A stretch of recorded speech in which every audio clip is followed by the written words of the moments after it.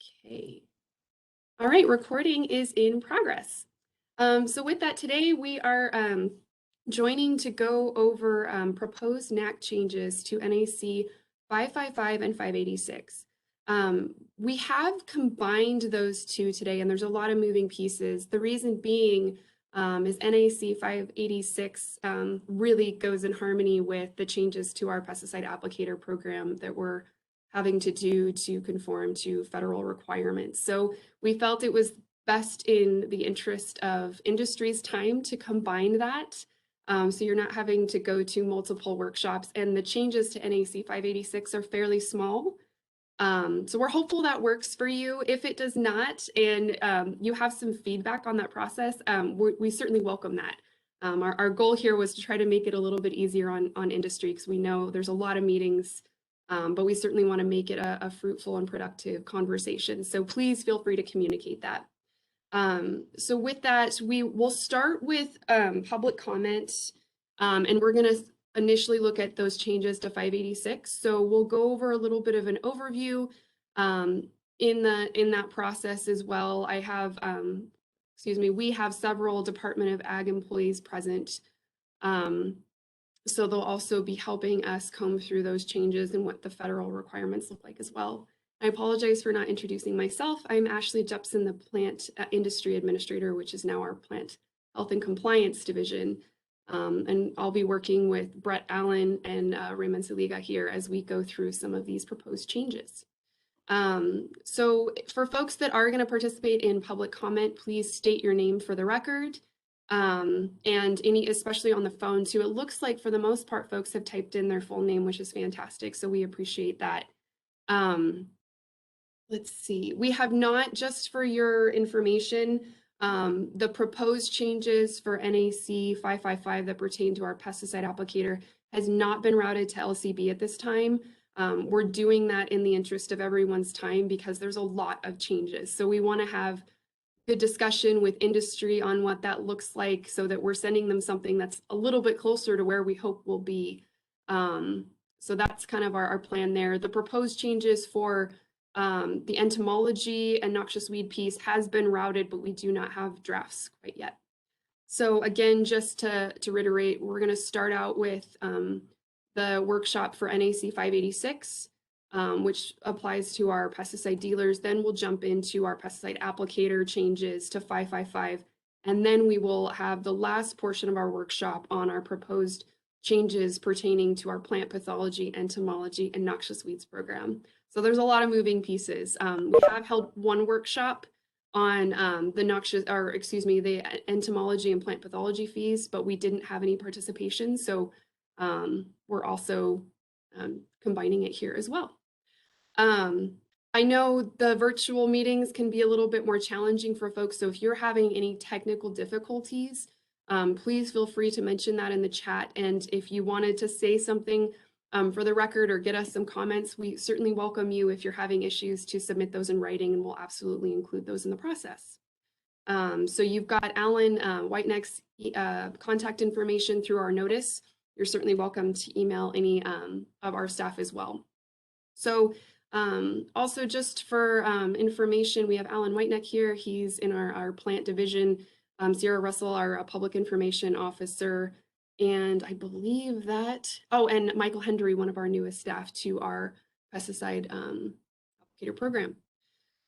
So with that, we have one more. Michaela Jones is also with the NDA.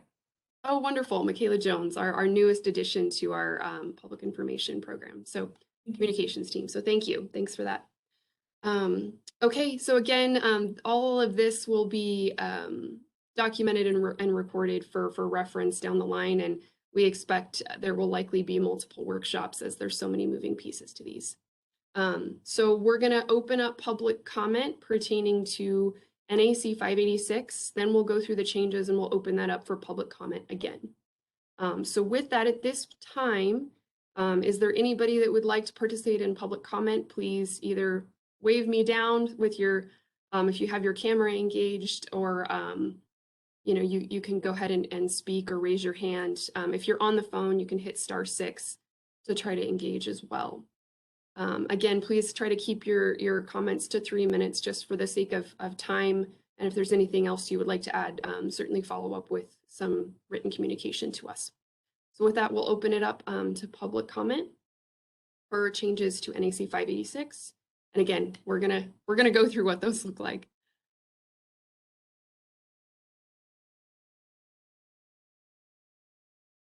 It's pretty quiet. That's kind of what we've been seeing for those initial. They usually want to see the specific regulations that we're proposing. And for those of you that didn't get them in your email, they are on our website as well. And if you need help finding that, please reach out. So I'm going to go ahead. We're going to go into this next portion of going through the proposed changes of NAC 586. So bear with me as I share my screen.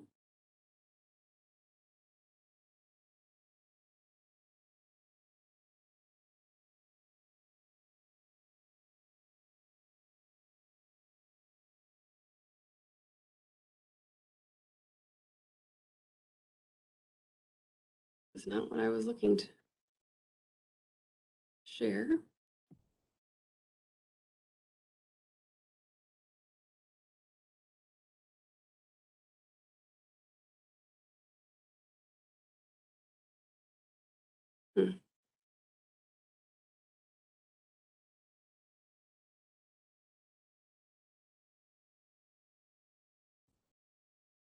Is it showing the PDF?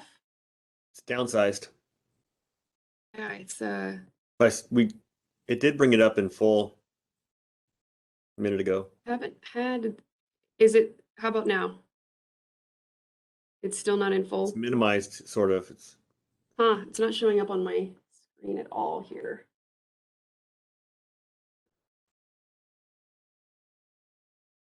Did that make any change?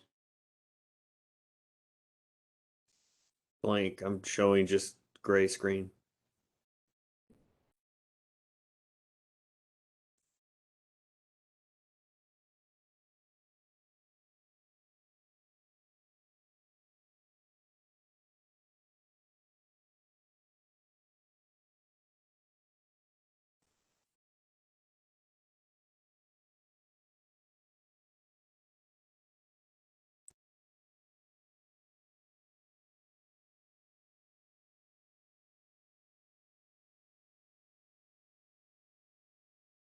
I have not had this happen before, so sorry, I'm going to try another window here.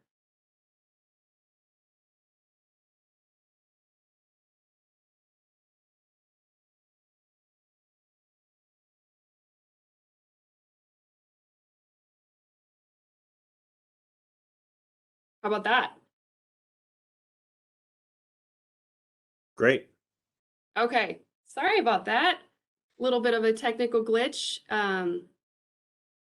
I did see a comment about in the chat. I believe what you're referencing will be 555. Correct. So we'll get to you.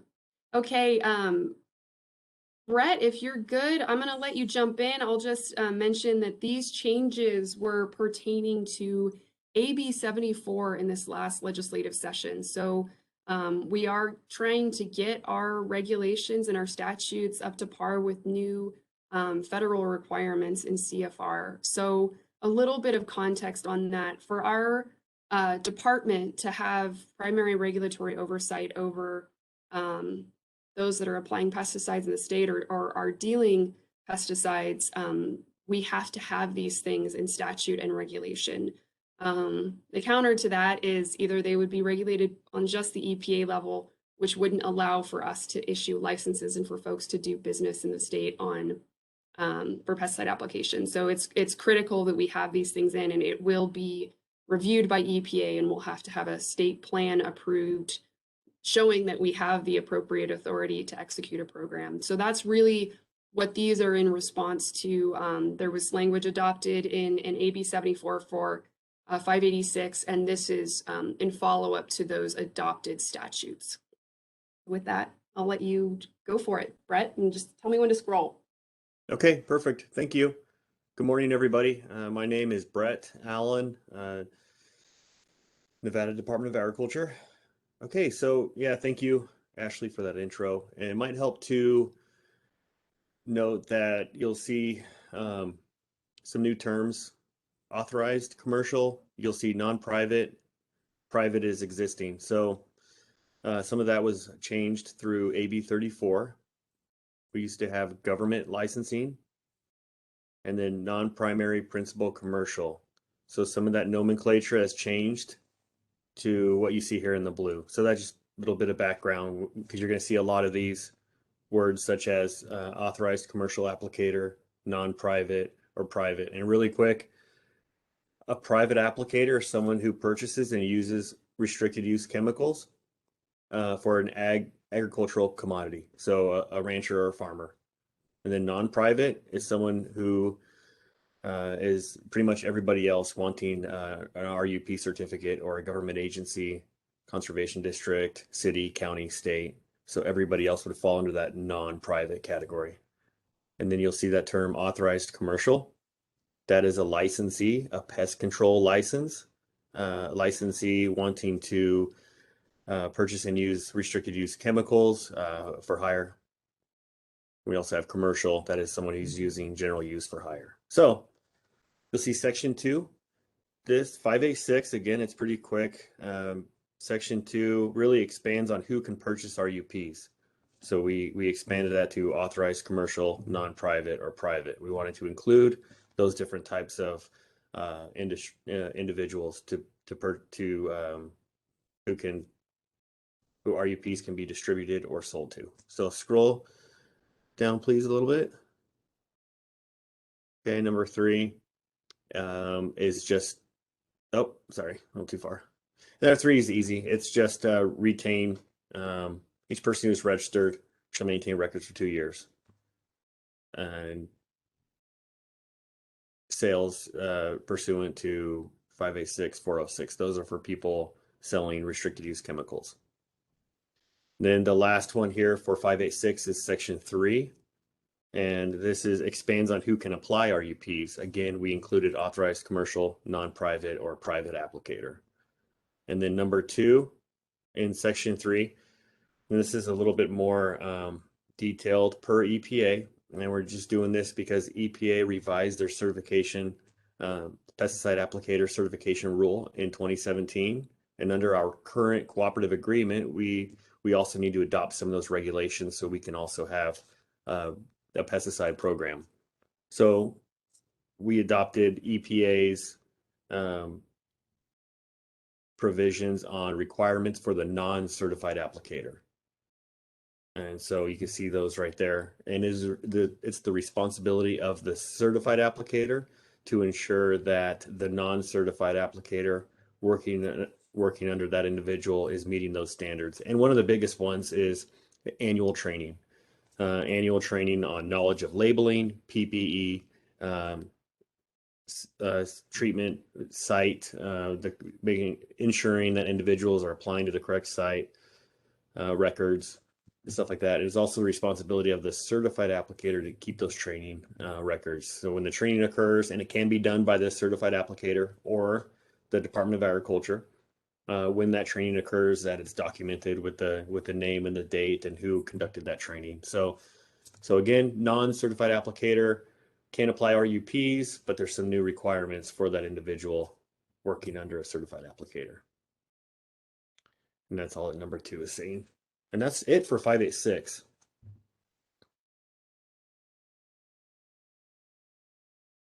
Thanks, Brett.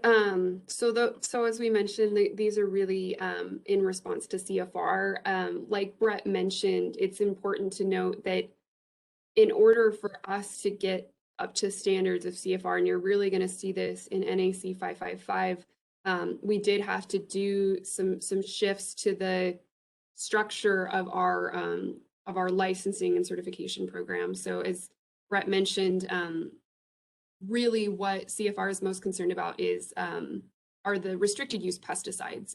But in Nevada, it's also been a legislative mandate that we regulate the commercial application of general use as well. So what we really tried to do in AB 34, which updated, which was passed through this last legislative session, was create some clarity on the licensure, make it a little bit more transparent on how it's structured, and make sure that we're not putting in measures that are more strict in terms of competency standards for those that are just applying general use. So that's why you're going to see this authorized commercial versus commercial applicator, is those are separating somebody that's doing RUP and somebody that's exclusively doing general use and no RUP. We want to have the flexibility to make sure that the testing reflects the level of required competency standards or concerns in terms of public health and environmental health of how those are applied. So you'll see that in the definitions that are in statute, and it'll segue more into that as we look in 555, but it's referenced here, so I wanted to give a little bit more context. So with that, that concludes the second part of NAC 586 agenda, so we can open it back up for public comment. So with that, is there anybody that would like to provide comment on those few changes to NAC 586? Hi, this is Michael McCampbell with the Bureau of Land Management in the Winnemucca District Office. And I have kind of a question that might have a comment attached to that. And that is, with this new terminology of non-private applicator, will those people with a current government license be required to get a new license that shows non-private? And if so, do you have any idea what the process of that would be? That's a great question, Brett, and I apologize. I actually meant to discuss some of the flexibility that EPA has given us on that. So there's actually, to answer your question directly, yes, there will need to be an update to the licensure, but there's provisions, and I'll let Brett go more in depth on that, that would allow for us to go out and do a class. And Brett, am I speaking correctly on that? Would allow us to come and do a class to update those standards, and that would update your, essentially allow us to then issue you an updated license. For somebody that was not licensed before, that's a different situation. They're going to have to go through the new process, and they'd have to take the exam. So Brett, sorry, so I don't butcher it, I'll let you expand. No, that's good. I think you covered it. That's correct. It's not like once we're done with these workshops and the hearings, it's going to be flat out the next day. Everyone has to adhere to these regulations. There's definitely a time period where it's our responsibility, mine and my staff, to get out there and conduct trainings to let everybody know about the new standards, the new requirements. So there's definitely some time there. Also, we had some internal discussions. Instead of everyone mailing in their cards right away, that's probably not necessary. As people's cards expire, that's a good time to issue them the new card. And anyone, and I think Ashley already covered this, anyone who already licensed as a government applicator, they don't have to retest again. We can, as they renew, we'll get them through that process. But yeah, so after these are finalized, but after the training is over and our new tests are updated per EPA standards, then new applicators will have to test. Thanks a lot for answering that. That's the end of my comments. Thank you, and I appreciate you bringing that question forward because it helped us expand. Yeah, we want to make it as easy a process as possible. So Brett and his great team will be out doing education and trying to help folks with that transition. All right, any other public comments? We have a question from Chris Bramley. Are the new blue cards going to be like the old blue cards? Maybe Brett or Ray? Yeah, they're just gonna be similar. It's gonna, and right, Ray, you can double check. I think we're gonna keep the same, go back to that similar certification card with the categories on the back and the front. It would list which category that applicator had. They look a little better too. We have new card printers, and the cards are a little bit more up to date too. They'll be like the old blue ones, but a little more modernized.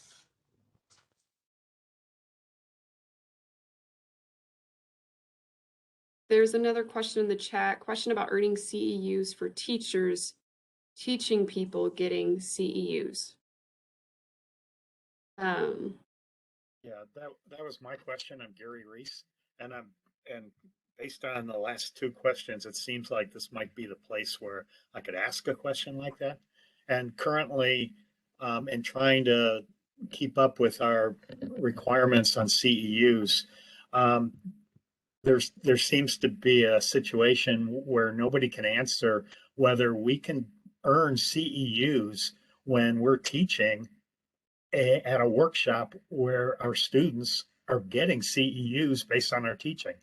For example, teaching calibration or teaching reading herbicide labels. And I'm wondering what the process for that might be.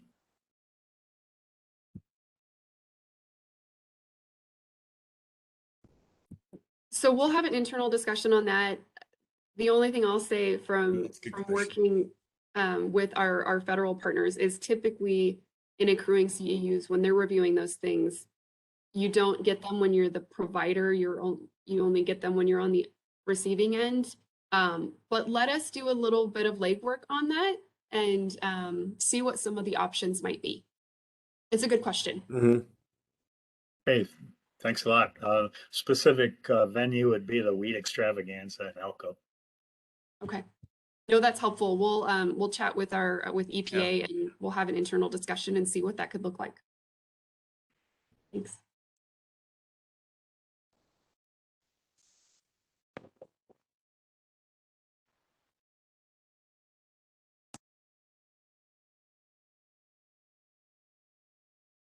Any other folks on public comment?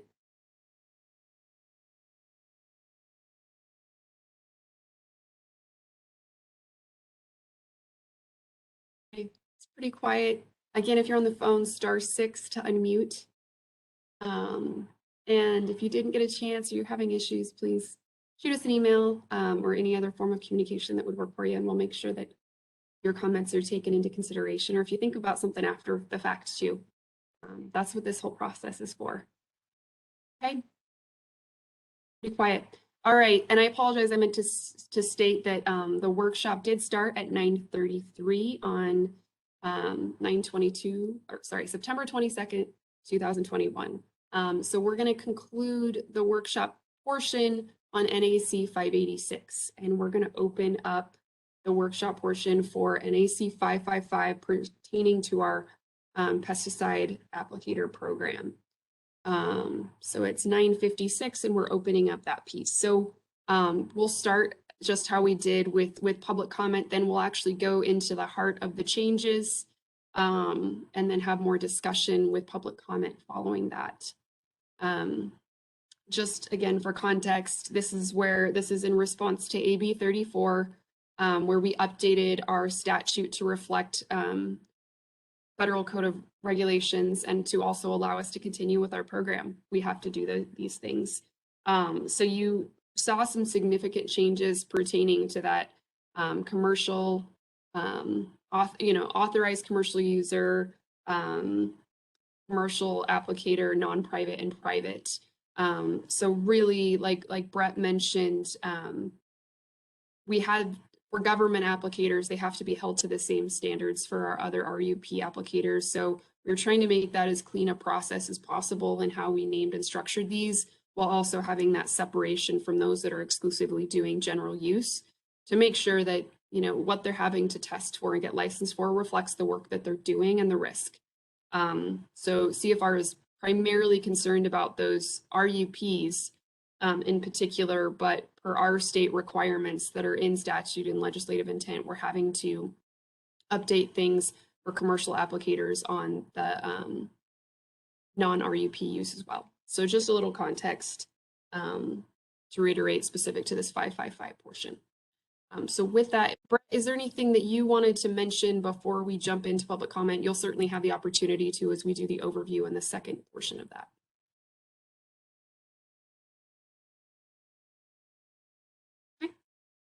All right, we'll open it up to public comment.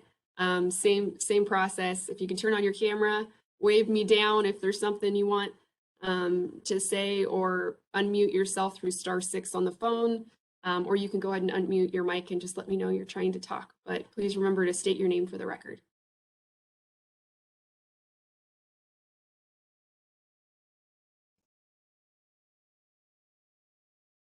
pretty quiet.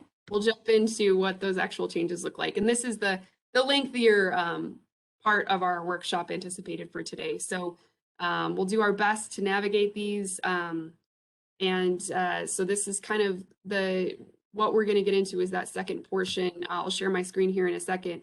In updating what those competency standards expectations are for the different categories of licensure and making sure our NAC is as clear as possible on what the expectations are for us to meet our federal requirements and make sure we have a program. All right, let me get this next one up. Bear with me for just a moment.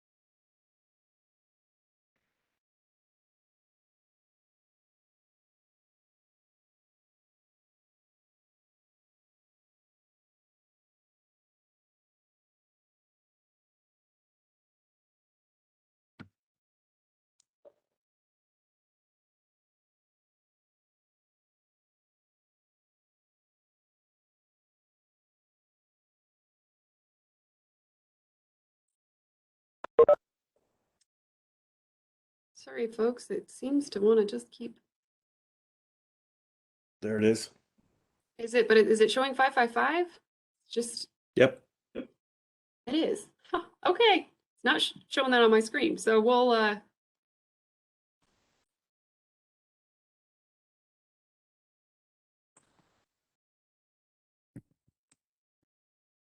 okay, still good? Nope. It went gray.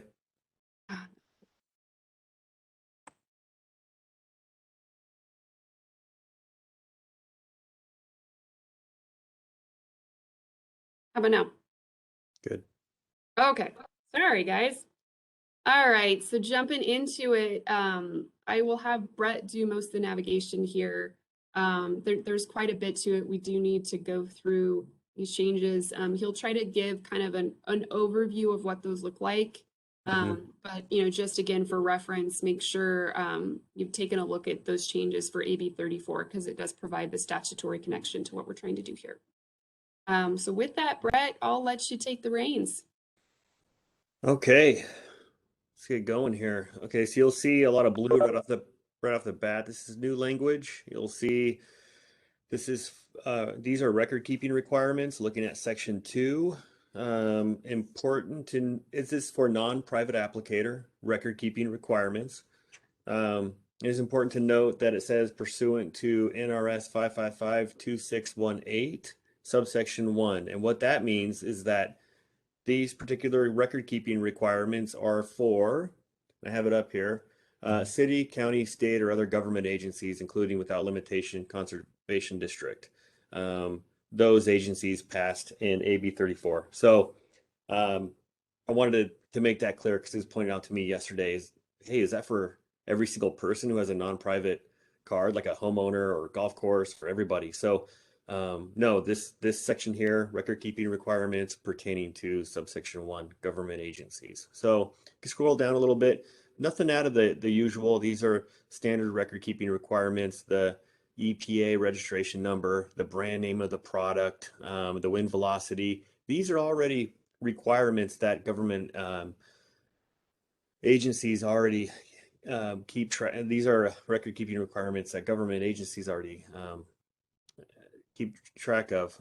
And definitely we've seen those through routine record audits, and we've seen most people just keep these exact same records, the wind velocity, temperature, stuff like that. So scroll down. So just a new section here, and then Yeah, a little bit further. This is continuing with section 2. Section 3, that is, we are required to have a provision for reviewing, suspending, or revoking a certification. You can see that's part section 14A and 14B of FIFRA, Federal Insecticide, Fungicide, Rodenticide Act. So that is EPA requirement that we have that language in our regulations, a stipulation for suspending or revoking a certificate pending due to a violation if that occurs. Okay, section 4. I was glad I mentioned before, you'll see a lot of this sort of thing through 555 where you have red strike through and then blue, either non-private or commercial or authorized commercial. Again, those are just nomenclature, adjusting the verbiage because of AB 34 and making those new different types of credential. See here. Okay. Section 5, the beginning of that's just nomenclature adjustment. Stop right there. Actually, go back up a little bit. Okay, so what we have, that's section 5. Yes, that's section 5. So it defines fields and categories for licensees. So that's what we're getting into with section 5. You'll see government agency is strike through. We're getting rid of that. Again, those will be non-private applicators. Keep going a little bit further. Okay, stop right there. You'll see that, again, this is for pest control licensees, companies, and just for instance, like Terminex, Orkin, for hire companies. This is what we're getting into right now. These are categories and their definitions for that industry. You'll see aerial is, we used to have 2 categories. One was weeds, the other was agricultural plant pests. So we're getting rid of those 2 categories. So we're just adopting EPA's definition of aerial. It's a simple definition, and we're also just adopting their standards. So we'll have just one exam that covers all of those requirements, standards, safety procedures, and stuff like that. So that'll make it a little bit easier. Go down, please. Again, agricultural ground, all the blue, that's just the updated definition, pulled right out of EPA's new definition. Keep going. We got rid of vertebrate pests. You'll see that's stricken through. However, if you look back up, licensees in the agricultural ground field can apply rodenticides if they have the agricultural plant pest category. So that includes rodenticides. Yep, Ashley's kind of hovering right over that. So it's not like licensees can no longer do vertebrate pest control. They're able to do that under that agricultural plant pest category. Okay, soil fumigation, adopting EPAs, pretty standard. These other 3 different types of categories here, limited landscape, industrial and institutional, and structural, pretty much staying the same. Those are our state's licensee categories. We're required to state that excludes fumigation because we have separate requirements, separate standards, separate category altogether. Let's go down a little bit more. Okay. Just more adopting EPA's definitions here. Non-soil, the control of any pest by fumigation. Aquatic, just minor adjustments per EPA's definition.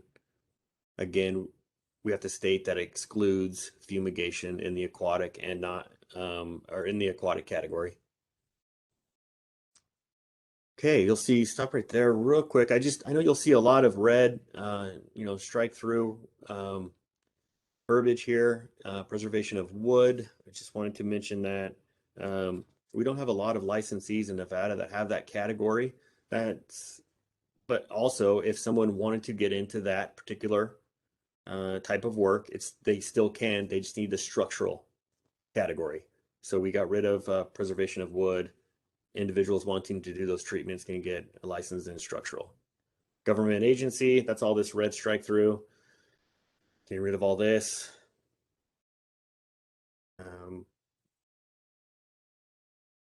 Those are all categories once believed to be under a government we're getting rid of consultant. We don't, not going to have that license anymore. That requirement for being a consultant is the same as becoming a primary principal, which is the owner of a pest control company. The only difference is a consultant cannot spray pests, conduct treatments. So they have to go through the same requirements. And so we're going to get rid of that one. Plus, it would be difficult to enforce the way it was written. We would have to, anyone sort of making any kind of recommendation or anything, any kind of behind the counter person at any nutrient ag office or Target or Home Depot, something like that, anyone who made some kind of pest ID or some kind of recommendation, the way the regulation was written would sort of have to be a consultant. So difficult to enforce and not really needed here in Nevada. Okay, and we have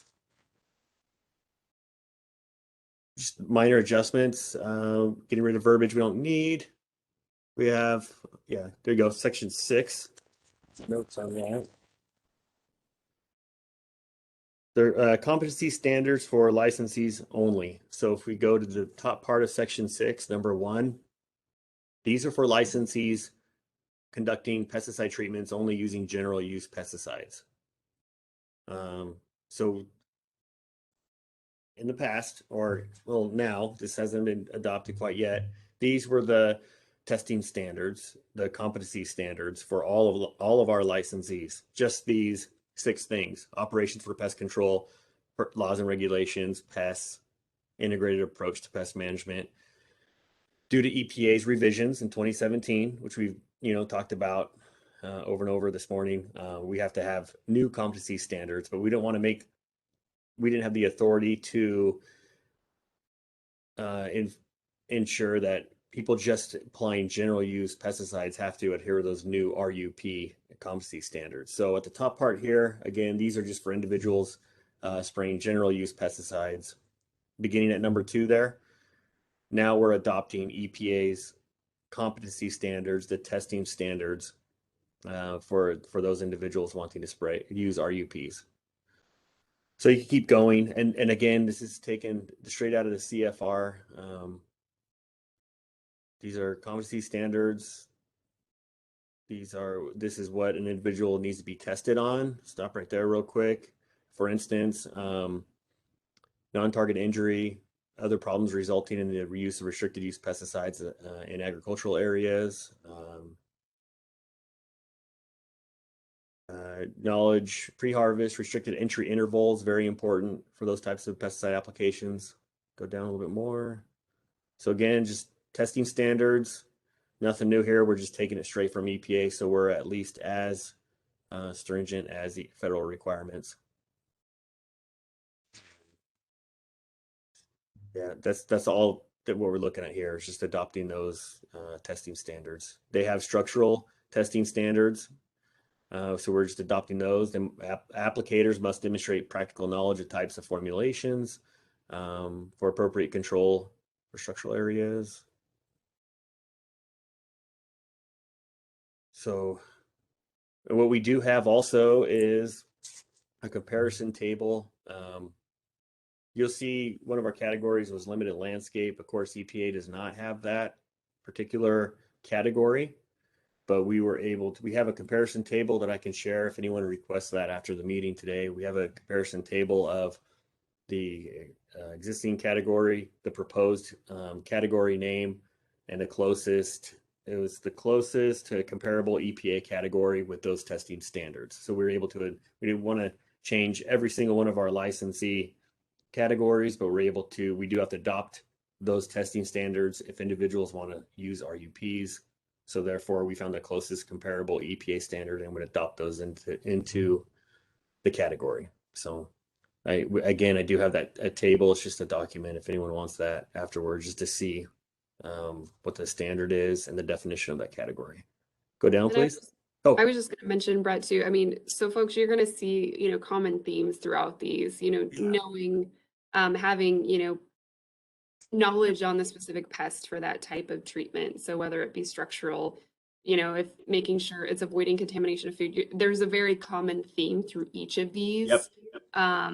you know, and of course, then you're going to Practical see knowledge. more Yep. specific stuff on structural, or if it's aquatic, that they need to know, you know, the impact on those non-target plants and fish, birds, so forth. So, you know, very similar in nature on some of them, but then it's going into the heart of what you would expect to see of needing some specialized knowledge in a specific area. So just to add a little bit more.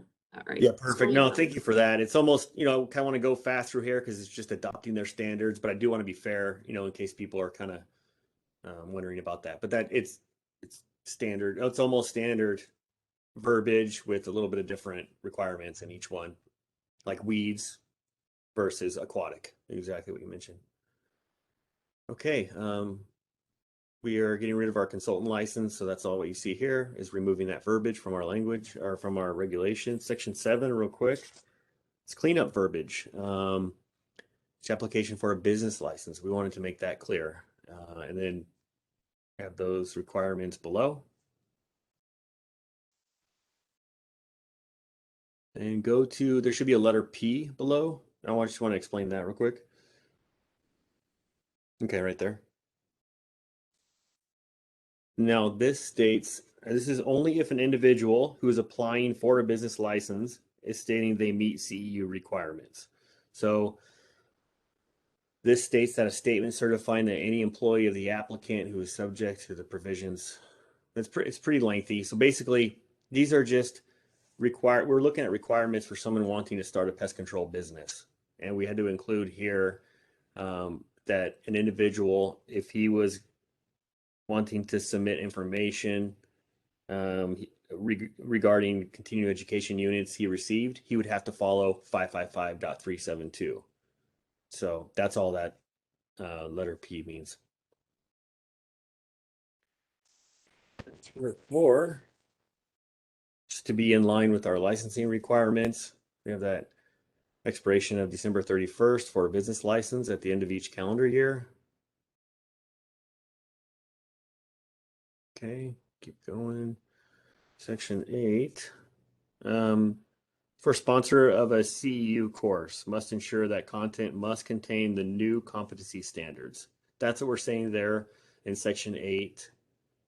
A1. Wanted to add that a sponsor's responsibility, if they put together a CEU class, they have to ensure that that content meets those new competency standards. Okay. We're nomenclature, verbiage, adjustments because of the new names of the credential. I know it's a lot of red and blue there, but it's just, again, authorized commercial applicator is a licensee who can apply RUPs versus just a commercial licensee applying general use pesticides.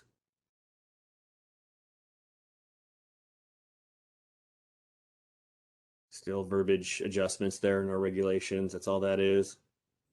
And just, I don't know if we mentioned this before, Brett, but some of you might be wondering, well, wouldn't it have seemed simpler to just have licensee on everything? The issue that we ran into on that is CFR references licensees, and EPA had some concerns of that term. And we've always used the term certificate or certified for those typically using RUPs. So there really had to be delineation so that we weren't imposing the same competency standards for RUPs on people exclusively doing general use. So that's why each of them really has to be spelled out in these areas to make sure that we're not putting those extra expectation that's more strenuous than what or more strict than what is necessary. So just wanted, in case any of you were wondering, since our intent was really to clean these things up, why there's more language than there was in the licensee areas than before, just wanted to. Yep. You're exactly right. Thanks for clarifying. We had pushback. We wanted to make it simpler, but they wanted more detail on exactly which type of licensee would be in there or certified applicator. Okay, I think we are at 9, section 9. Down, or we'll.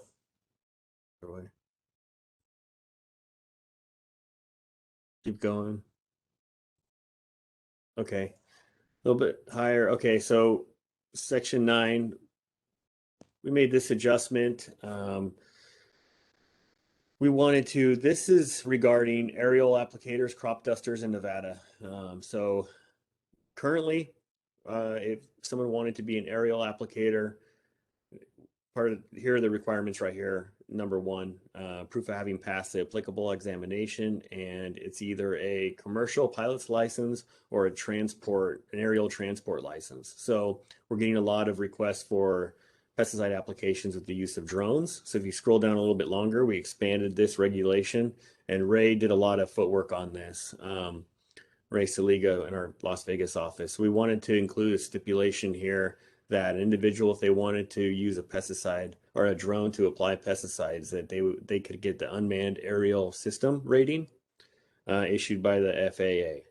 So we wanted to, rather than it is difficult, it doesn't really apply having someone be a transport pilot or a commercial pilot, and they just wanted to use drones for pesticide applications. There is a Part 107 of FAA that specifies drone applications for pesticides, but it limits the weight to, I believe, 55 pounds. So Ray mentioned it might be better to include the appropriate unmanned aerial system rating, so that we don't want to just limit. So what if there's new drones in the near future, bigger ones that can carry a little bit more product to the treatment area? And then our regulation would then limit that applicator. They would have to stick to that 55 pounds. So again, we just wanted to expand on this regulation if people wanted to get that license to apply pesticides using drones. Section 10. Okay, this is real quick and easy. We have, for licensure of an agent, we're changing the licensing fee to $50. Recently, we realized that there are pretty strict county requirements, which include additional fees, background checks for solicitors. So this brings us in line with the cost of our other exams, plus agents. And an agent, I don't think we have many of them on the meeting today, but that is just somebody who works for a pest control company they cannot use pesticides. They just do door-to-door sales of that company's service. So before it was an annual licensing fee of $350, so we're changing that to $50, in line with our other exams again, and due to other county requirements that are out there. Section 11, getting rid of consultant, just cleaning up language in there. And a little bit further, all the black, this is existing. That's just, it's not changing. And then we have, yep, it no longer applies. We're getting rid of all that verbiage. Oh, section 12, we're adding the time of the inspection for, okay, so this is just for licensed pest control companies who conduct wood destroying pest inspections at people's homes. So they're required to fill out a form provided by NDA. They're required to fill out certain record keeping requirements. Currently, they're required to put the date on the form. We wanted to add the time of the inspection as well. So that's the only adjustment to that regulation, the time of the inspection. Okay, 15. This is, we don't have any notes on section 15. We have, again, per EPA, more detail rather than just saying licensee. Yeah, I think here we were just trying to for clarity's sake, of course, somebody can work under, direct or immediate supervision of somebody that's licensed. So it's making sure that that part is spelled out here too on the expectation. So just, Yes. there were some areas that needed to be cleaned up in statute and here to make sure that that was perfectly clear. Yep. Okay, go down. Nomenclature adjustments. Just including authorized commercial applicator. Just verbiage adjustments. A little busy there in the red and blue, but Again, instead of licensee, commercial, authorized commercial applicator, we're spelling it all out.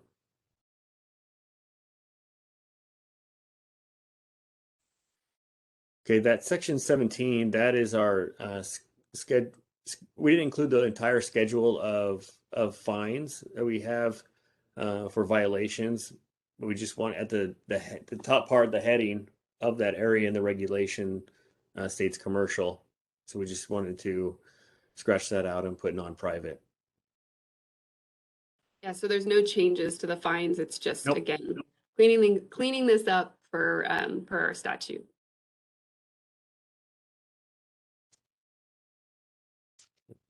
Section 18, no longer, we don't have non-primary principal commercial applicators anymore.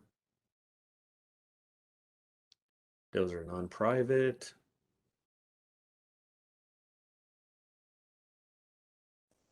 Okay, stating that the remaining certification regulations pertain to RUP applicators.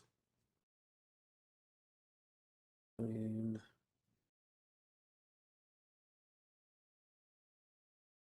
number, okay, so where are you at? Okay. Deleting, oh, this is duplicative information here, section 20.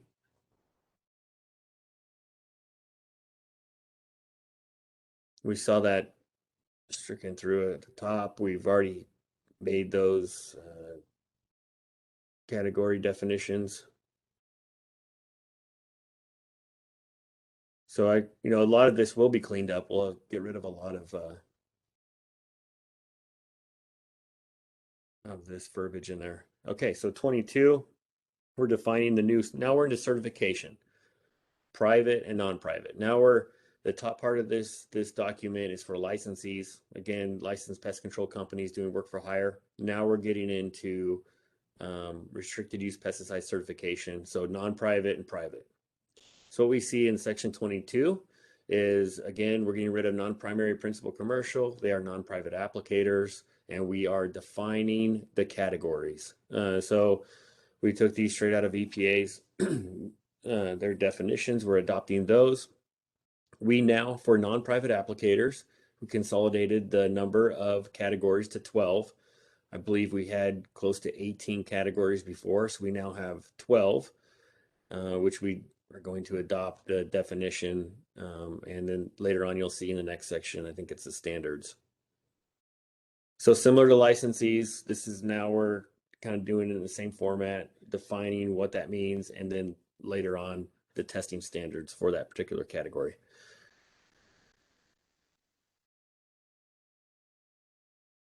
We still have aquatic if individuals want to do that certain type of pest control.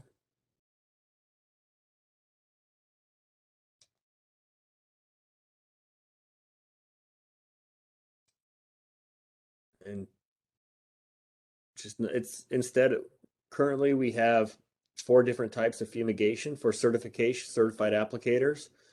They have rodent burrow, they have commodity, structural, and soil. So we're just going forward, we're going to have non-soil and soil. So we're just going to have 2 different fumigation categories, and every type of fumigation application will be covered in either non-soil or soil. And we'll just adopt those definitions, which you can see here, the control of any pest. And then for soil, again, the control of any pest when present in the soil through the use of fumigants. This will make it a little bit more sense. And now we have 4 different types, and it'll be consolidated into just 2 now. Institutional, we just adopted EPA's definition there. We still have predatory pest control. I know that's important for USDA staff. They conduct those types of applications. We still have that. We have definition and testing standards for sodium cyanide or sodium fluoracetate applications.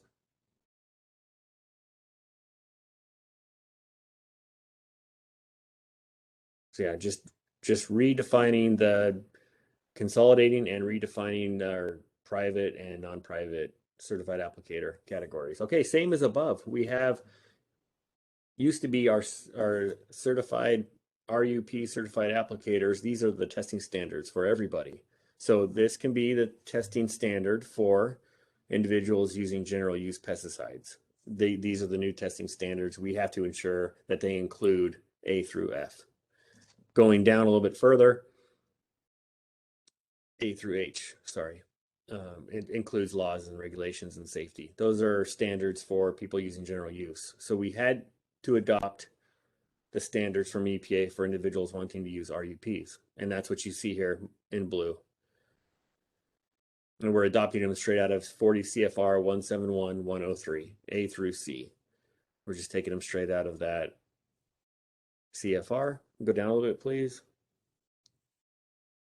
So, I mean, Ashley mentioned also above, it's a lot of the similar verbiage, practical knowledge, must demonstrate practical knowledge of crops, grasslands, croplands. So there's a little bit more detail into each of those categories, what's required for us to put in our manuals and test applicators on. So for plant, kind of skimming through that, it's non-target injury, restricted entry intervals, those are important. Pre-harvest intervals, so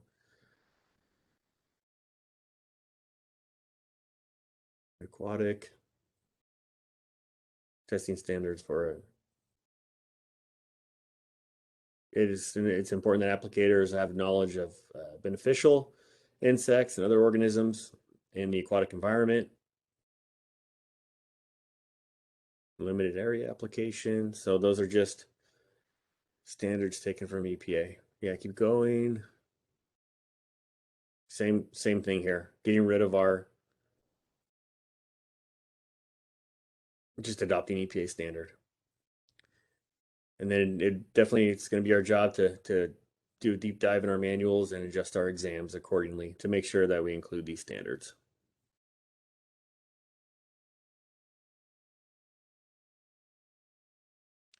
It's hard to add a little bit more, Ashley. I don't know if you want to, but it's just the same thing. We're just taking it straight out of EPA.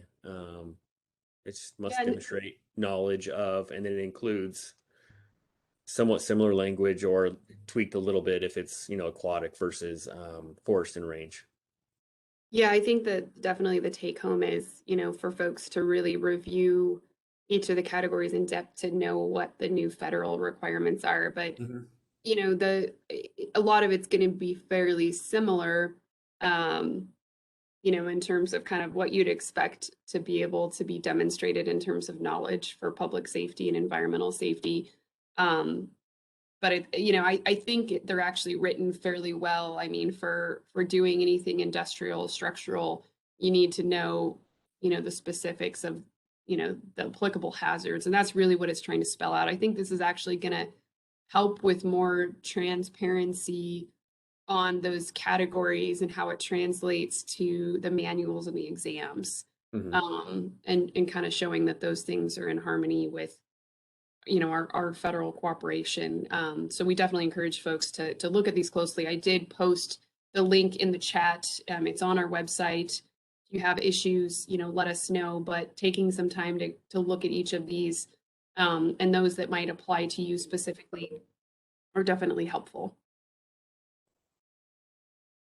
Yep. And then again, it's our responsibility here at the department to ensure our manuals cover this information, and then you're tested on this. We still have to go into those two, the manual and the exams, most of this might already be covered. There might be a lot of adjustments somewhere, and there might just be some minor edits to ensure that everyone is going to be up to speed with these standards. Okay, keep going.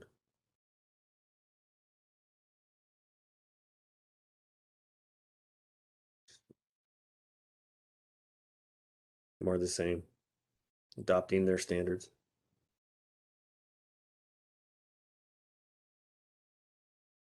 And again, we'll now have 12 categories for non-private applicators.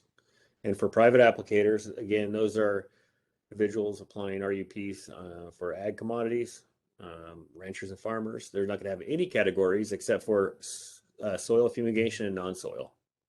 And just have that one general exam. kind of like Brett mentioned, same thing here in the public health pest control. You're seeing that theme, knowing the pest, knowing the issue for what you're treating, knowing the pests, knowing the life cycles, the behavior, and having a plan in response to that. So of course, we always want to try to avoid the pest, avoid pesticides where we can. So knowing the biology, knowing that information before we actually go to that next level and apply. So that's kind of the theme you're going to see throughout, and just what reflects the federal law.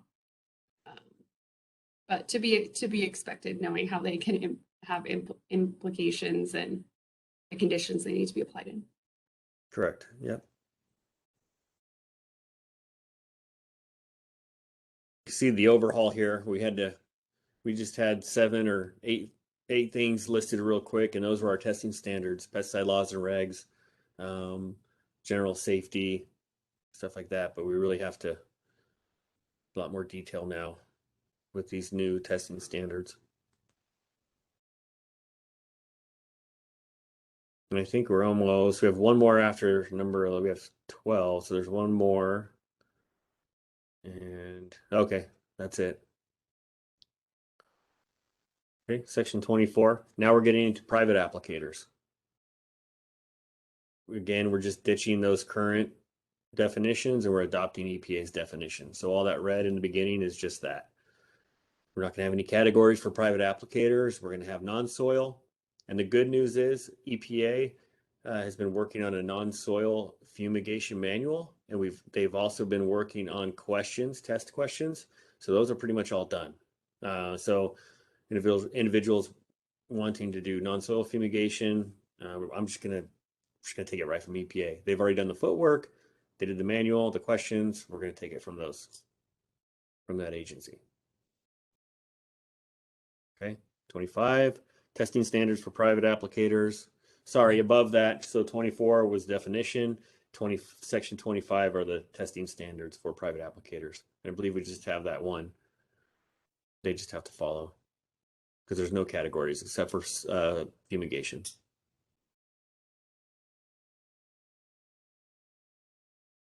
And again, it's our responsibility to, once this is finalized, it's our responsibility to put on the trainings and let people know about these new standards. We'll do our best to make them so people can understand them. We'll go out in the field, go out to rural areas. We'll have Zoom meetings to get out there to let people know about these standards so they can make that transition. Section 26, types of certificates for applicators.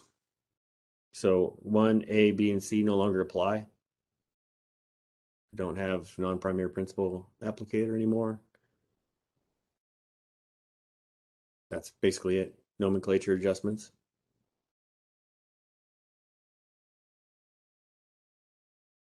And again, we have to have more than what we used to have for our testing standards. This, which you see here in red, safety, pests, pesticides, equipment, pretty vague. And that's been the case since early 80s. So EPA, this is their first adjustment to the pesticide applicator certification rule since it was adopted in the 70s. And they made the adjustment in 2017. So it was quite the overhaul. I think we're nearing the end.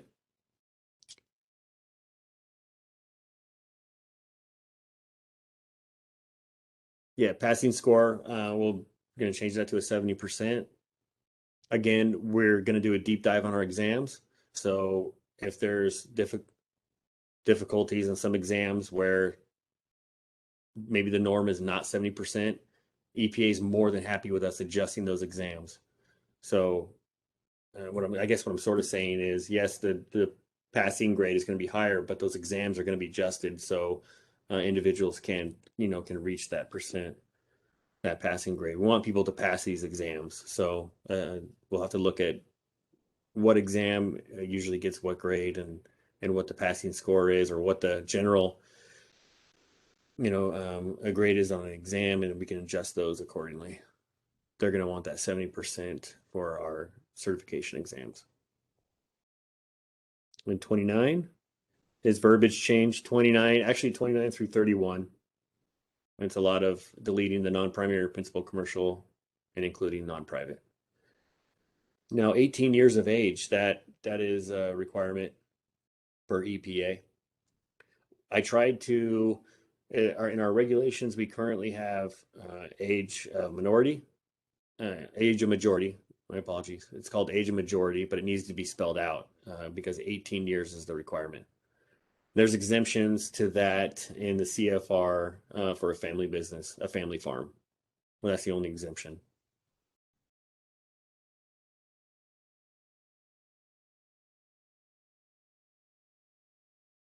Nomenclature adjustments again.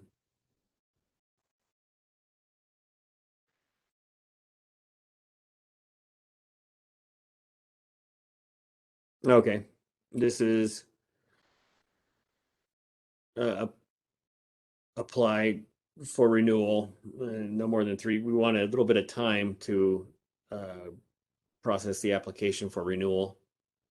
So we want to add in there no more than 3 months before the expiration of their certificate. Individuals need to get in that application for renewal so we can process that application.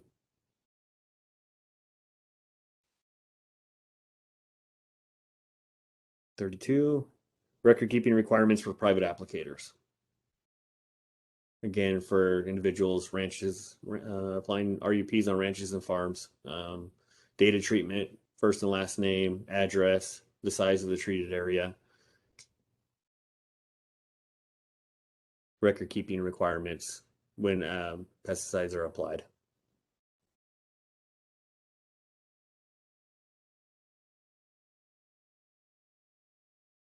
Similar to non-private, currently government, same thing. EPA registration number and the name of the product. Basically, we want to, these are EPA requirements, but it's good to paint a picture of the pesticide application. A good record keeping practices will paint a picture of what occurred in the field. That's what all those record requirements are there for. And then we already have these templates on our website that people can download and use for themselves of these requirements. Not these particular ones, I'll have to adjust them if these changes go through, but we have record keeping templates on our website that people can use. I think that was the bottom. I think that was it, Ashley, right? Yeah, that was it. And I know, folks, it's really lengthy to go through. We tried not to read each specific, there's a lot of repetition in terms of the category requirements. So we tried to kind of capture high level, but, please take some time to comb through those. We do rely on industry as well if there's something that they have questions on, or if there's confusion in the way that it's worded, flagging those things is always helpful too, because we want to make these as clear as we can. Of course, we're limited with EPA's requirements and how they've worded some things, but where we can make it cleaner and clearer, we certainly want to. So that's always helpful. Don't hesitate in providing that feedback. Again, I provided the link in the chat for you guys to come through and, provide anything if you need some more time to kind of look at it closer. So thanks, Brett. I know that was a lot. You guys spent a lot of time putting that together and combing through CFR to get it where it needs to be. So I feel like we might have glanced over one more thing in section 13. You don't have to share it. It's pretty quick. This is a good thing. Currently, an applicator must have the label, correct, Ray? That's 555-445. We're adjusting that to immediate electronic access as well. So if someone has it on their phone or a tablet too, we're allowing that also. So that's also another positive adjustment here. Yeah, no, sorry. I keep forgetting for the record, Ashley Jepson, that's a huge change. So I'm sure folks certainly appreciate that, because that's really how the convenience of operating. So thanks, Brett. Okay, well, we'll conclude our overview and let's get into some public comment and hear from you guys. So with that, again, please state your name.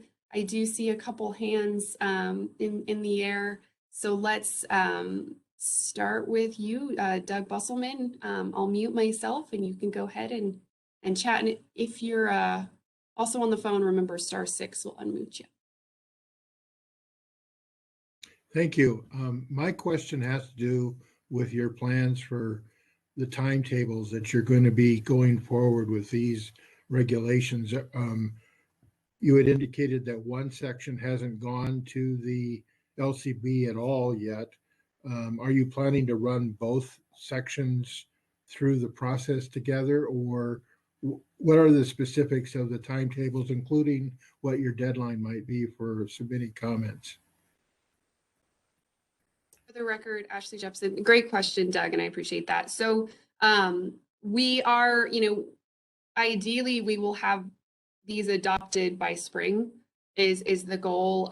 We're under the time crunch of some of our limitations of when we can go through full NAC adoption with next session, frankly, quickly approaching. So that's our goal of what we're hoping to meet, but really with the substantial changes throughout NAC, that was why we didn't route it to LCB before having some public engagement. Because if there's drastic changes, we wanted to be mindful of everybody's time. So depending on the amount of comment that we get on what we have here, if we do after this workshop get quite a few follow-up comments or things that we think we're going to need to do some extensive overhauling, then we'll do another workshop before we route to LCB. If there's just a handful of minor changes, we might tweak those and then route them to LCB. So if folks can give us their comments on these really in the next 10 days, I think that would be fantastic, because that will allow us to know whether we should be routing to LCB. So we'll set that for the timeline after this workshop. Frankly, we were waiting to see kind of how much comment we had here to set the timeline for our next process in terms of workshop or LCB. So for those that are here, if you can, take another look at those, get us any comments or concerns in the next 10 days, it'll kind of help us to gauge our next steps. But our goal for full adoption is by this spring. Does that help, Doug? Yes, thank you. And of course, we'll do what we need to do to try to maximize engagement and get these in a really good place in terms of meeting our federal requirements, meeting industry, and the timeline that we need to meet to get these through the adoption process. With that, Gary Reese, it looks like you had your hand up. Okay, all right, go ahead, I'll mute myself. All right, thank you. Right at the end of the presentation, it was mentioned that there are methods of record keeping that are posted to the NDA website. One of those is the NDA UNC pesticide record keeping book. I think it was originally drafted in 2004, updated in 2017. Now that book has a sentence in it that's really important for our record keeping, and that is pesticide use records may be maintained in any format, such as computer programs or field notebooks. And we're in an era with extensive network of remote weather stations, and they provide archived wind, temperature, wind direction, etc., every 10 minutes. And I'm kind of wondering, does that qualify as record keeping for purposes of weather information? And that's the first part of two related questions. You want me to go? Yeah, I'll let you go ahead and answer that. No, that's great. That's yeah, I didn't mean to. We have those templates on our website for people if they want to use them, right? So records could be maintained on a napkin, right? As long as they're legible and they're maintained and the correct requirements are down. So as long as individuals have those records somewhere, some people use Excel spreadsheets, some make their own Word document, some use ours. So yeah, nope.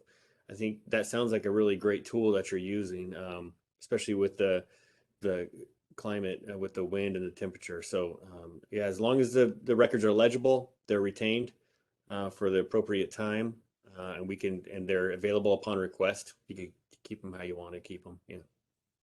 Okay, thank you. The next part of the question, again with record keeping, the term spot spraying is pretty ambiguous in both the previous NRS and the proposed revisions.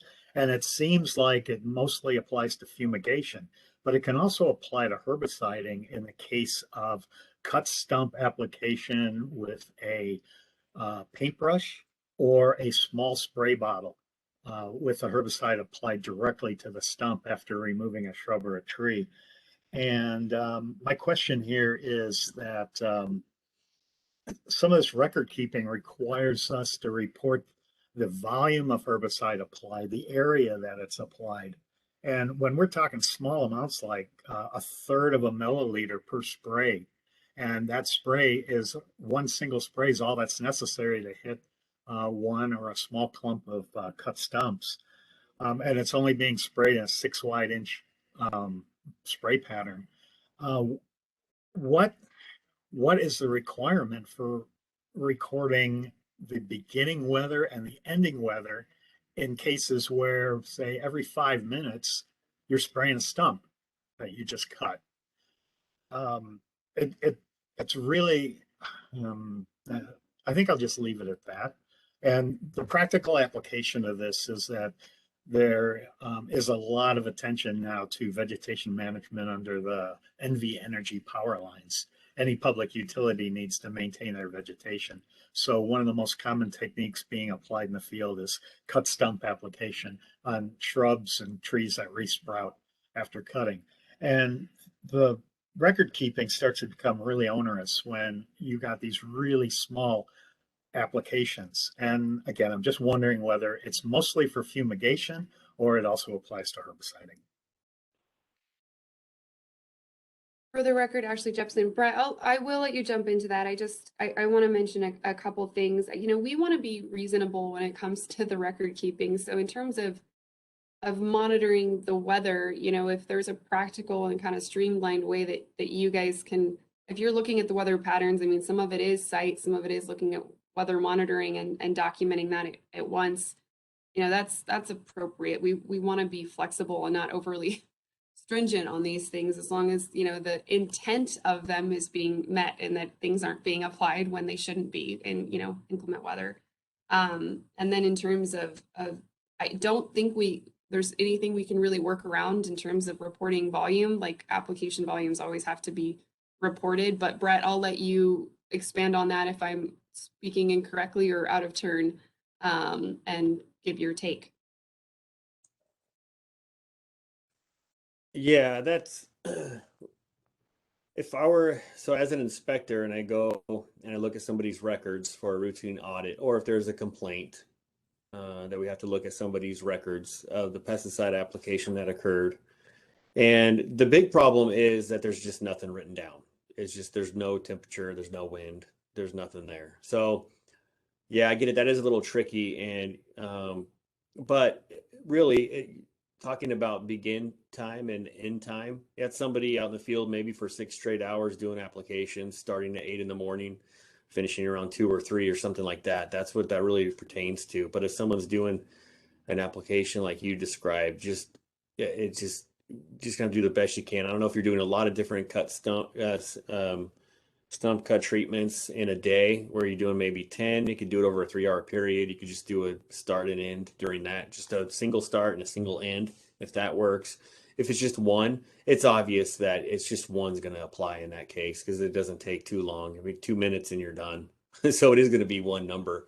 So we're definitely flexible about that. And I think the main problem is just if these things aren't recorded, right? It's just, these things are just missing. There's no date, there's no wind at all, there's no temperature. So we're reasonable, we're flexible, and sometimes it is a case by case basis when it comes to, yeah, there was the majority of the work that day was cutting down a tree.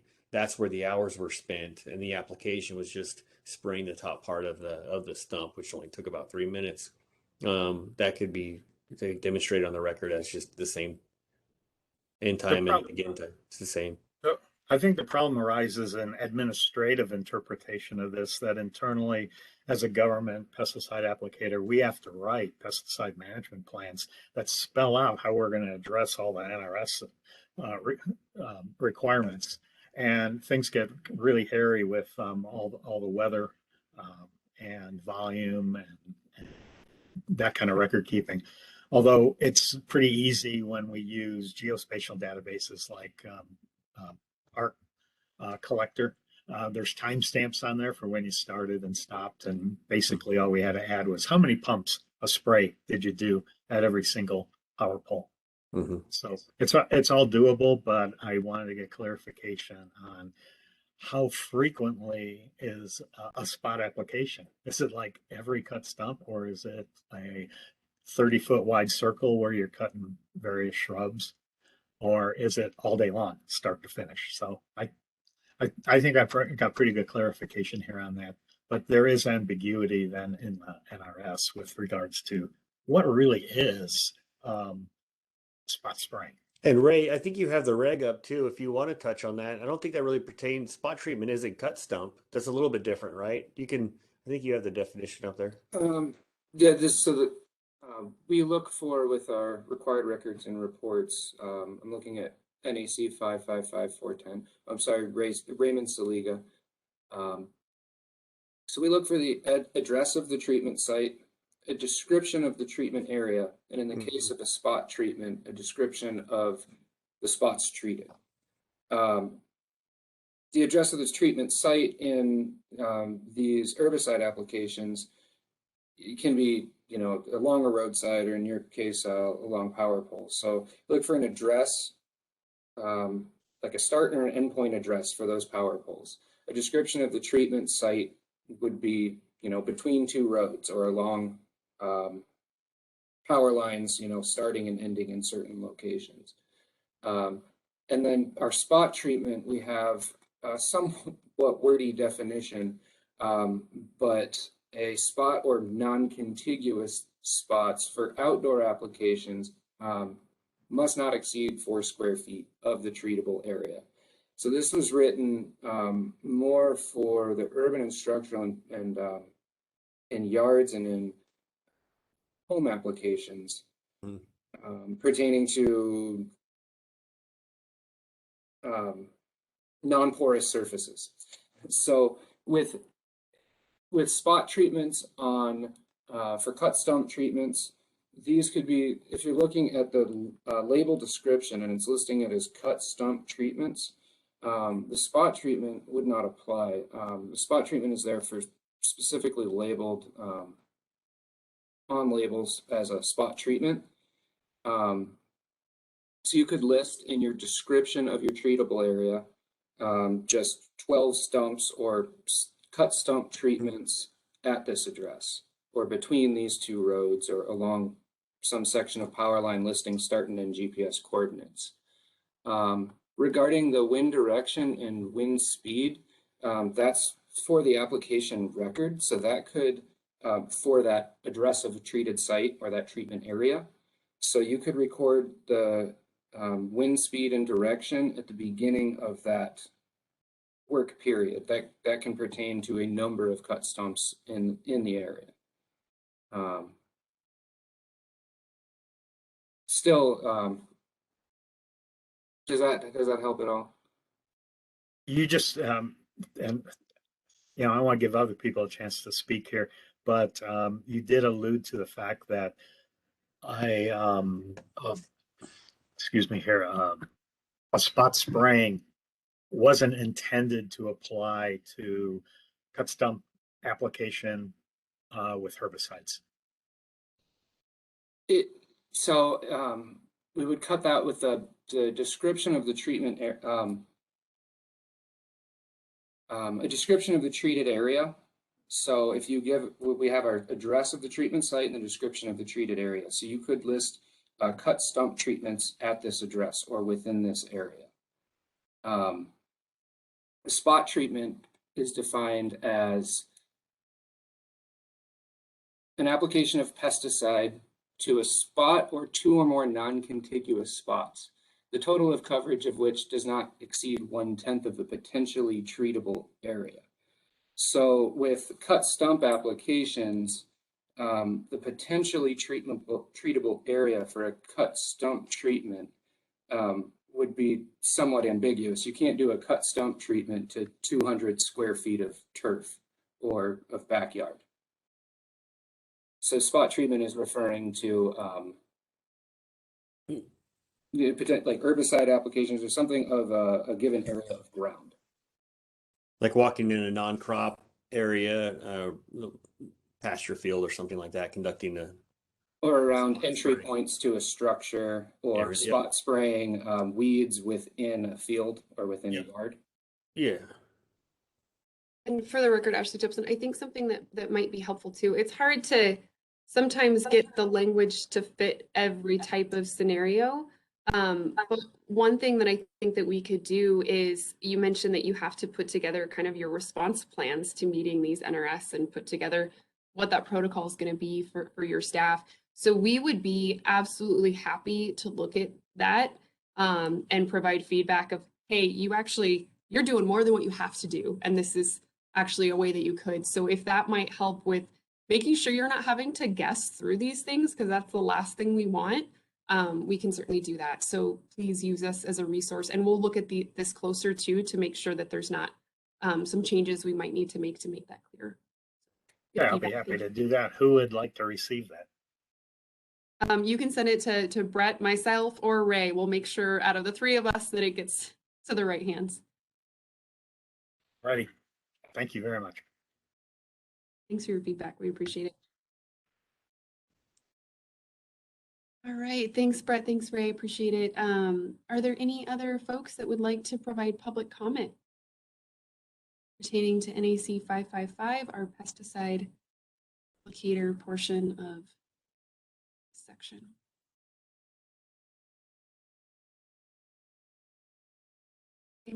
Looking at the chats, the comments, I think we covered everything. Okay, good. One thing I wanted to mention in follow up to your question, Doug, if in getting some of this information out, you feel like you might need some more time to provide comment, I mean, please, by all means, even if we routed this to LCB, it's going to take some time to get it back. And that certainly doesn't mean that there won't be more workshops. It's just that next phase. So we've got time. So don't, it'd be great if within 10 days we could make some tweaks to what we're proposing here and route that to LCB. But, definitely offer more time to folks you might be communicating with, and we'll take any feedback that you have throughout this process. So just wanted to make that clarification. Okay. Last call for any additional public comments. *6 if you're on the phone. I'm not seeing anybody else's up here. Okay. Well, with that, again, you're more than welcome to submit, as we've mentioned, public comment to us via email, mail, however you may want, if you have any other feedback you want to provide. So we appreciate folks that have been engaged and attending today as well. And thanks, Brett and Ray, for your team for putting this together and providing some feedback too. All right, so with that, we're going to go ahead and close the pesticide applicator portion for NAC 555 for this workshop at 11:02. And these comments will be, again, the meeting minutes will be available. Give us some time to get those finalized, but they'll be available on our website as well. Typically, those notices are under plant industry. There's meetings and workshops, and any of them that we do are there. And if you're registered with us in any of our other programs, you should be getting notices. If you're not, please contact us and we'll get you on that list. Okay, so we will move into our NAC changes pertaining to our entomology, plant pathology, and our noxious weeds program.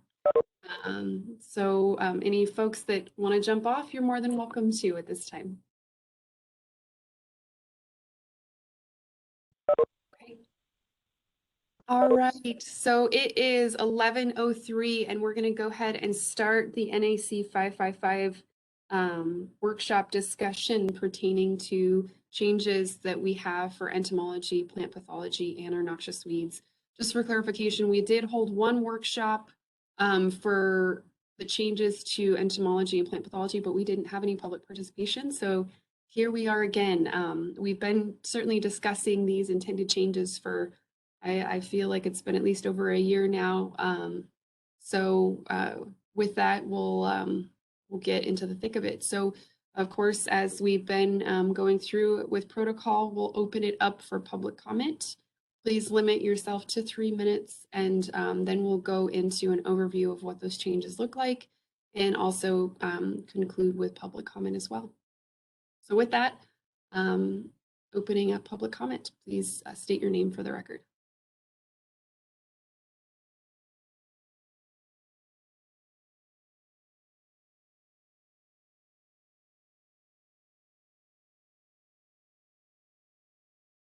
It's pretty quiet.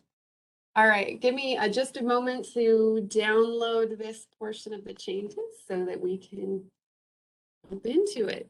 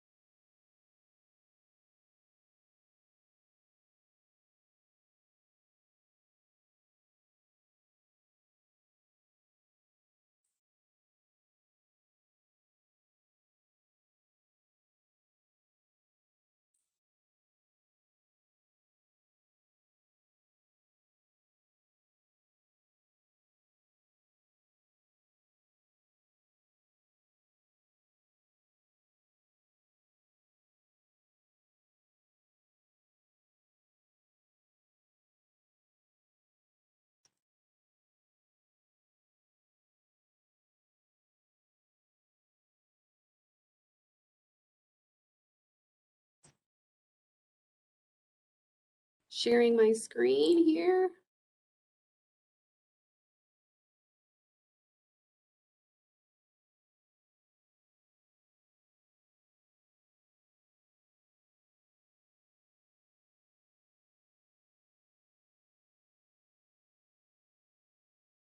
Okay, so getting into the second part where we're going to do an overview of our changes to NAC 555 pertaining to, sorry, with the header, our control of insects, pests, and noxious weeds. So taking a look at the first additions here, please somebody jump in if it's not sharing the screen correctly. I think we're good. Okay, so this is a fairly small, thanks, Sarah, appreciate that. There's just a few changes here, but certainly significant. So our plant health laboratory services or plant pathology services, here we have that we'll be doing general plant disease diagnosis. So that first sample would be free of charge at this point in time from an individual or entity, but any subsequent sample would be $30. The reason be it that we're doing it that way is because of how some of the wording is in NRS 561. It has that the director at their discretion can charge a fee, but the way it's worded kind of alludes to the intent for that first one to be free. And I don't know if that was really the intention at the time, but the language isn't particularly sound. But because of how it's worded in statute, we're going to err on the side of caution and make sure that at this point in time, that first one is free to reflect that. There could be movement to change that statute in the future, but not at this time. So we do have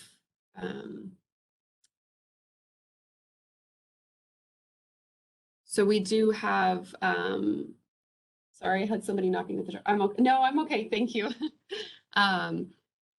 So sorry. Okay, back to it. So with that, we have for both entomology and plant pathology that first sample would be free. Sorry, I rambled a little bit there. So we also have for on-site plant disease inspection and diagnosis would be $60 per hour with additional mileage charges. And then laboratory fees for each additional testing are set and approved by the department. So this is really to cover our costs for actually, you know, for plating, for receiving, for all the processes and the time for our staff to go through that. Our plant pathologist and our state entomologists are generally funded. So their time is covered, but it's all the time outside of that and the supplies for doing the diagnostics, the notifications and so forth is what we're trying to recoup here.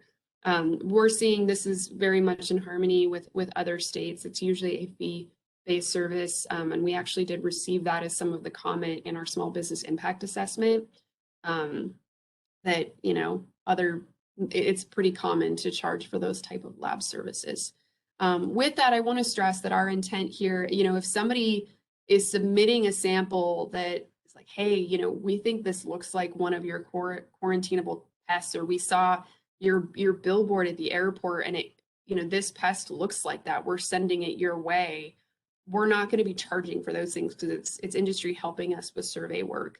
But, you know, for other folks that are sending in repeat samples for kind of the convenience of their diagnostics, whether it, you know, to help with their treatment is a different scenario. And we do receive a fair amount of, you know, home submissions of people that are kind of curious what this pest might be, which, you know, takes quite a bit of time. So that's our goal here. I just wanted to provide that clarification.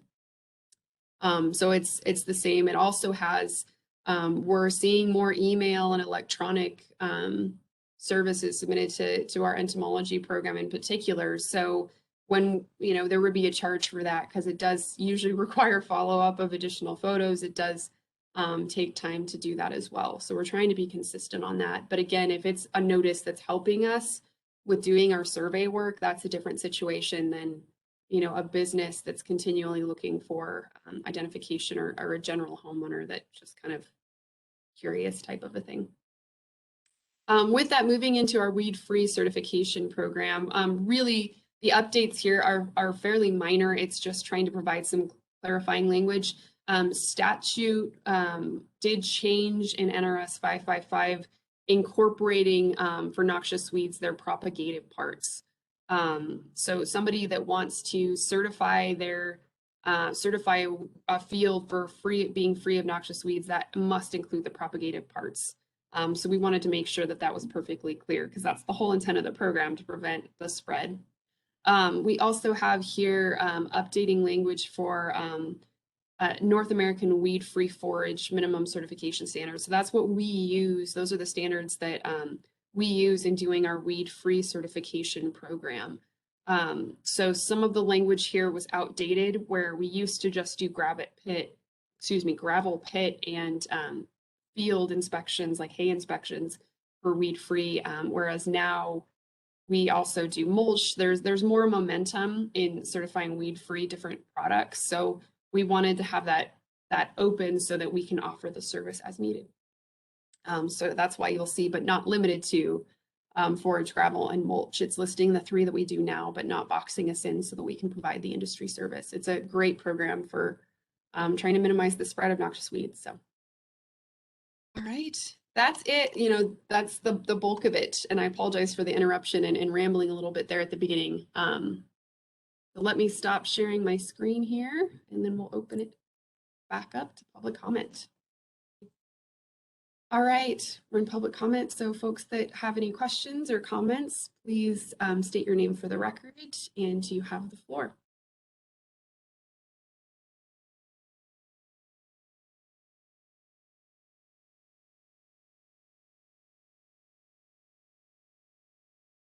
I'm not seeing any public comment. If there's anybody on my team that wanted to provide any clarification as well, you're more than welcome to. I should have set that precedent before we started, but just wanted to let you know. We'll give you guys another minute to see if there's anybody else from the public that would like to ask a question or make a comment. And as I've discussed, if there's something that you'd like to send just directly to our staff,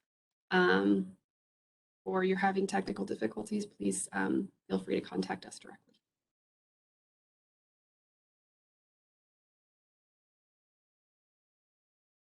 All right.